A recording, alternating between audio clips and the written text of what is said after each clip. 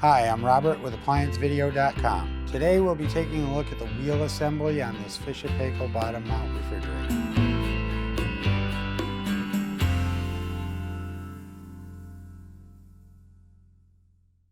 Stop. Before you begin any repair, unplug the appliance from the wall outlet. It is also recommended that you check for proper voltage. Remember to also turn off the water.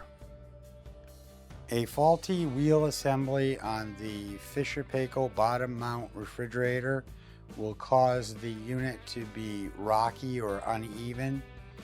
When you're attempting to roll it out to clean behind it, you may hear a scratching or scraping noise, or it may just stick and drag. To access this, you must get to the underside of the refrigerator. Now that we have access to the rear of the unit, we can remove the machine cover. Click on the link below to view this repair video. ApplianceVideo.com guides you step by step, giving you the confidence to avoid recalls and callbacks, also saving time on repairs.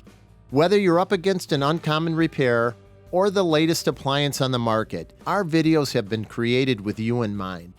Our growing library of videos have been produced using our factory-certified technicians who have extensive infield experience over the past 30 years.